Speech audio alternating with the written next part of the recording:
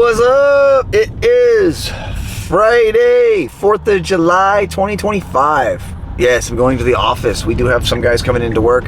Reason why we're doing that is because we picked up some very large properties. I'm not going to say the names, but we picked up about 300 to 400 acres of mowing, and they did it all last minute. Even though we'd known we were going to get it, we just didn't know when because the contract never came across until very last minute of last week. And literally, we responded sending crews out to do those mowings one day later, and we got it all done. Yeah, we may be going back to just touch up some areas, but guys, it's crazy. We should have been done with those properties very fast for how many people we sent. But when you're cutting grass that's knee high, that's how long these people took to make a decision. Crunching numbers, getting it to their budget, which we're very good at because we are a numbers company. So if you're an HOA and you're watching this and you're struggling with your numbers and you're trying to find a good, reliable company, we're reliable, we're big, don't let it scare you. But we're very good with numbers, and if it makes sense and we can do it, we love helping communities. That's the way I started my business years ago. I took over 38 HOAs that were in crisis, people that didn't evaluate their stuff every year or increase their dues like they should. And I came in and I made things work for a lot of these communities. And eventually we lost some too because people forget.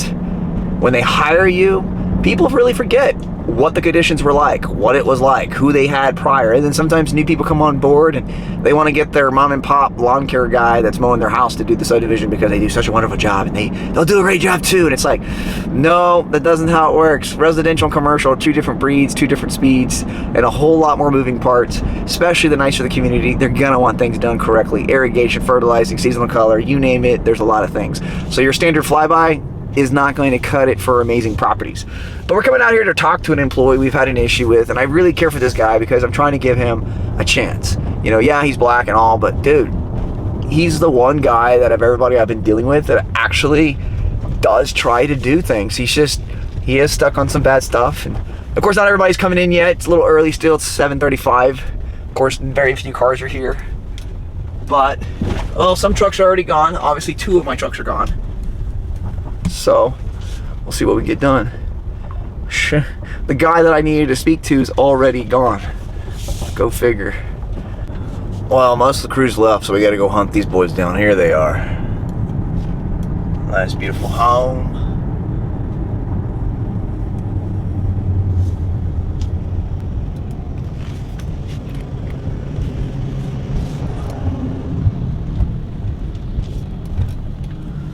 All right.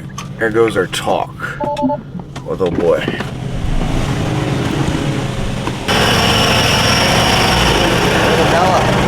Oh, Dan doing the weeds. They told me to see which one they want to do the weeds. Yeah. And she chose to do the weeds, so. Hey, so here's the thing. You've got to stop doing what you've been doing. Okay? You and I have talked about a game plan. True. Okay? You're not doing that. Number one, you got a girl living in a trailer that you're having to feed a mouth to. It's like having a child. She don't even go to work. She's not making you no money. So that tells me the game plan you and I discussed about making 90 grand in 5 years ain't gonna happen because you're feeding another mouth now. And the place you're bringing, like, the place was dirty, but not as dirty as it is now. My shop door, I've got a barbecue grill, suitcase, and a couple things sitting there, and I already know where it came from. It's you. Nope. Okay, listen. Okay, well then who truck brought it? Whose truck brought it? Okay, so stop. Just stop. Your truck brought it. It's that simple. Now I've got where the trash was sitting to haul off because it was metal. I've got now a suitcase and a grill sitting there, meaning your work time is being used for personal time. So y'all are getting paid to pick up stuff off the side of the road and bring it back to my shop and leave it there to where now I gotta throw it away. You get what I mean? Yep. That's unacceptable. It'd be like me bringing in and dropping a bunch of shit at your door and you're paying me to work, but I'm gonna just pick off some shit at the side of the road and I'm gonna drop it off at your front door and I'm gonna leave it there and now you gotta deal with it. Even though I wanted it, but now I don't. It's unacceptable, okay? Here's the other thing. Debbie doesn't want to tell you. There's customers sending us pictures of you. Looks like you're sleeping on the zero turn. And then also, you're on the phone a lot. And customers are like, I don't know if he's on the phone with you, this and that. And it's like, no.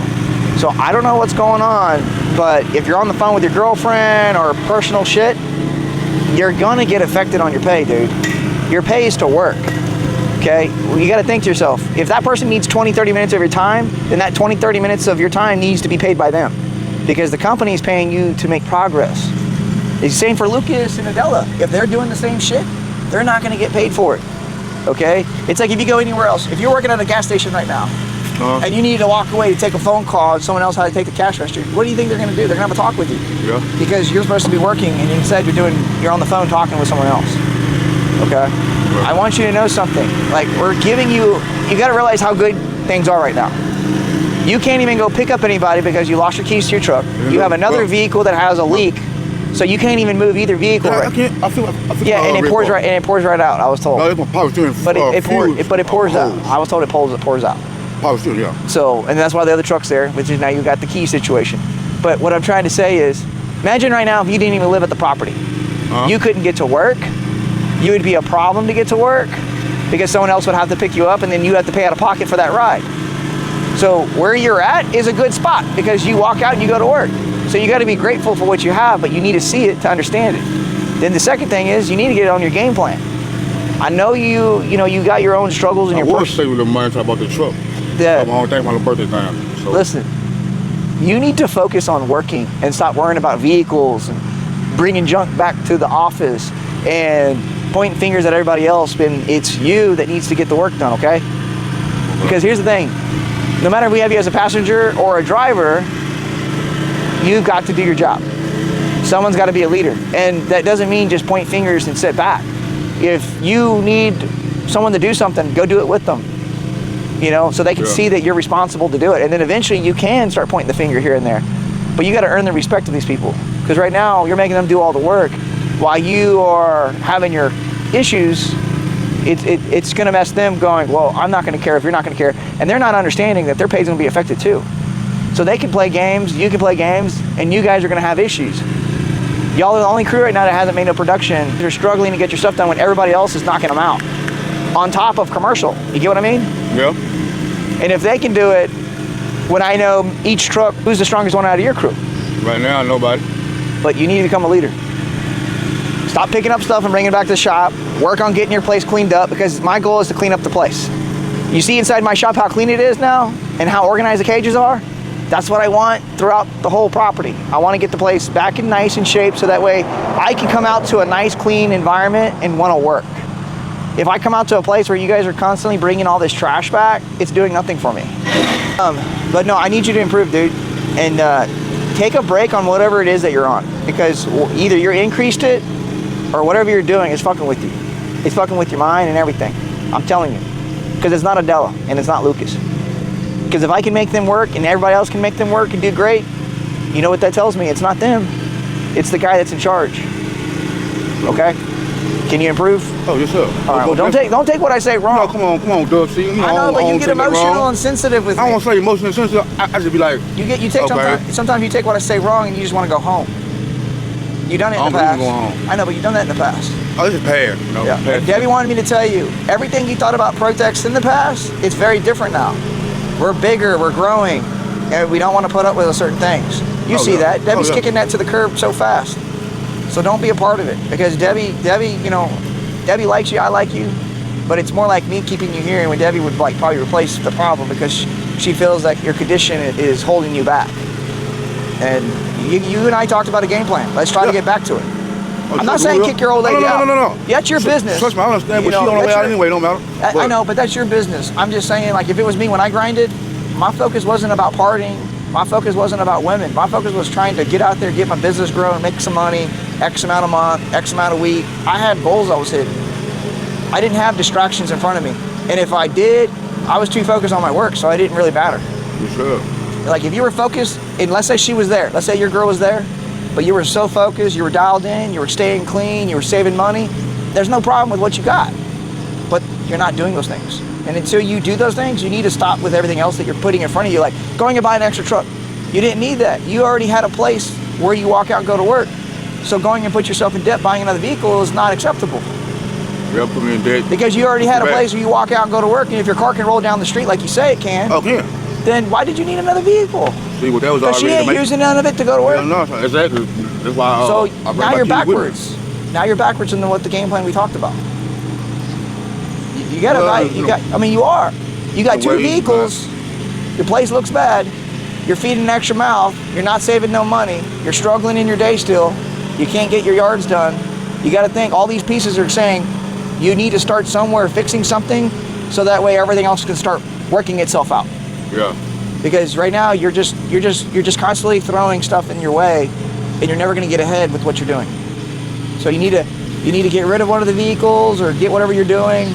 You need to get something going. That's your business, but you need to figure it out. It's a shit called James Bond. Yeah. A lot of people out there today to get in the truck so I can move it. Well, I need a lot done from you today, okay? Okay. Like you guys, and I need pictures to be, like y'all need to take it serious.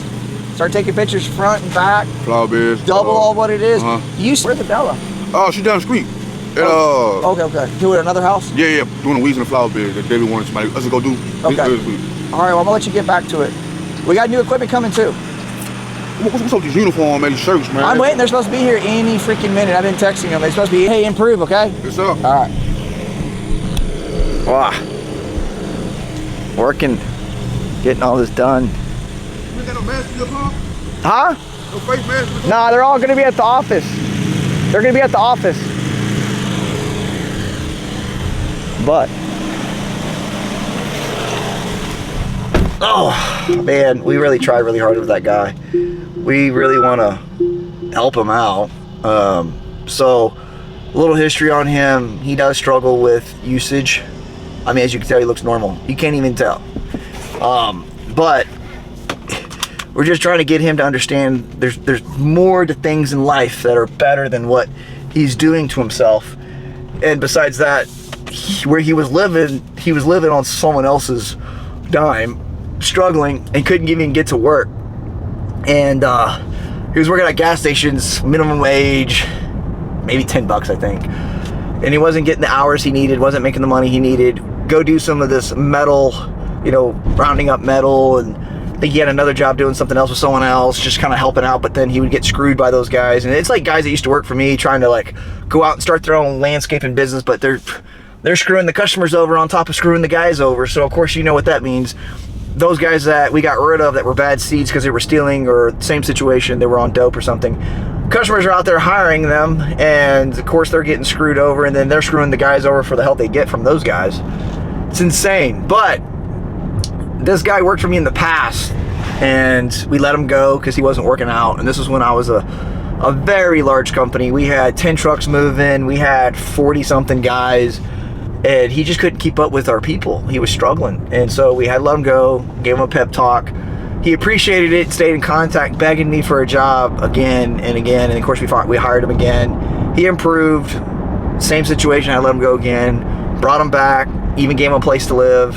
And the next thing you know, he stole like 30 grand from us. He was involved with these other guys. He was influenced on some stuff. And he swears up and down he wasn't involved. Of course, insurance paid us, and hey, if cops can't do their job and cops don't want to arrest people when they have the evidence of the ones that were involved. I mean, Montgomery County, it is insane, but I will tell you this, they're very fucking lazy. They don't arrest nobody in this town unless it's a speeding ticket, or, I mean, think about, if I was anybody in charge of hiring these cops in this town, I'd be looking at my numbers of how many cases get dismissed, how many cases get dropped or lowered from an A to a B or a B to a C, to determine, like, when you see that should say, man, my officers are arresting people in a very wrong way. They're definitely profiling something, and go, okay, I need to put these guys into more training or hire better people, maybe some experienced people that know the laws, the constitutional rights, all that stuff, because it's crazy for the stuff I see here in Montgomery, because people are just, I mean, I'm not gonna speak about who or what I know, but I mean, these cops are putting warrants on people, and those can't even stick because they don't do their job right. But hey, you know what? When you fail to do a job, when you fail to hire correctly, and then you don't care what you have, look at that lake. It's calm. It's the best time to do fishing right now. It won't be like that later today. It's going to be rough, torn up, and crazy because it's 4th of July. But no, that gentleman, he begged for the last 2 or 3 years to want to get a job with us, and promised he wasn't this or that, and finally came clean about the truth about stuff. And so we gave him a shot. He struggled to show up because of his living situation, car situation. And then he wasn't saving no money. He was barely clearing a couple $100 a week. And I'm like, dude, what are you doing? What is a couple $100 to you? Like, why don't you just show up to work and be consistent? And of course, every excuse in the book. And so I was like, okay, make it easy. Next thing you know, he was like barely making $300 with me, and he was gonna go put himself on a $1,200 rent and have his car, you know, insurance and this and that. And I'm like, what are you doing? You're literally making no money, and you're gonna go put yourself into this rent place. I get it. You want a nice place to, you know, mingle with your ladies. You want to look good with your friends. You want to look important. But this ain't the time for that. So put a game plan in front of him, showed him the options, because at my trailer park I have, you can pay $600 a month, all bills included. The rest of the money can be saved. Yeah, you're gonna need $200 to $400 for food a month, but I mean, if you can keep yourself between your insurance on your vehicle, your rent, and your food to about $1,200 to $1,500, he's gonna save a good $1,500 a month or more, depending on how much he puts in for work. So all in all, we calculated the numbers, and if he was able to save it correctly, like we discussed, I mean, he'd have, you know, between $70,000 and $90,000 in 5 years. That's after paying all bills, that's surviving, and that's the savings. 70, 90, which then can go and buy a property somewhere in this Willis area or further out, to where, you know, properties maybe, depending on what size he gets, you know, maybe 10 to 20,000. Then aerobic system, because let's say he's out in the country and they don't have city water, another 5 to 10 for an aerobic system, so he can have sewer, and then water line meter, all that stuff, depending on everything. And buy a mobile, a single wide. A 3.2 is around 65, 75, loaded, skirted, AC, everything. Or get a smaller one that's 45, 65. Guess what? 70 to 90,000. If he was to make 90,000, he could have his property for free, his brand new mobile home for free, set up, aerobic system, everything paid for. So then all you would have to do, if he really wanted to take a break after 5 years, which we hope he does, and we hope that within that 5 years, it basically makes him who he would become, because he would find that consistency, and then doing it for so long will become him. So then he's going to have a better life, better everything. But the only thing you'd have to worry about paying for is utilities, taxes, and his car insurance, health insurance, and that's it. A free and clear, own his own place, have something in his name. If he passes and dies, you have something to give to your kids. Something besides just going to work and not having no money. You know, that's the thing about people today. People want all these lavish, nice things because they see everybody around them having it, but they don't understand. Everybody's got different income, careers. You need to be within your means. Stop trying to live without the means. Like, hey, can I afford this? Do I need this? You know, and do I want this? Because if, like him talking about he got an extra vehicle, it's like, what are you doing? Like, you got one that you don't even drive to work because you live at your job. So why would you need a second vehicle? And then why do you have someone living with you if they don't even go to work? So now you're feeding another mouth. It's like, what is going on with people? They don't think about all these things and goals. People think about them, but they don't focus. They don't know how to dial themselves in, and people lack that. The common sense, the focus, determination, the sacrifice. People need to dial that in today, because it's lacking. I mean, kids don't even know how to write cursive. People don't realize there's so many things that needs to improve in America, and we all got to come together, and we all need to help one another, and we all need to understand what is our purpose here and what are we doing. Anyways, I talk a lot, but I will say this. That's the crap that's in my business sometimes that we waste too much time and energy doing. And a lot of you are like, fire that guy. Well, no, that guy needs help and he needs a chance. And he's one person out of everybody we have in this company that we're working with. Everybody already knows we're giving this man a shot. Everybody knows he doesn't get paid nearly what some do. So they're not bothered by what's going on, except for, you know, yeah, they understand. They just don't want their pay being affected because of that guy. That's all. But besides that, you know, just trying to show what something looks like when you're dealing with an employee that you're trying to help, you're trying to improve, you're trying to uplift them in life, trying. And whatever's going on in their life, you have no control. You can't just snap a finger and say, okay, they're off, or they're doing better. It takes them to do it. What you can do is give them a job, give them a place to live, give them a few pep talks, correct them when you can like a child, but they are going to have to do the rest of the work, meaning get clean, do better, become a leader, improve that mindset, common sense, everything. He'll get there, maybe.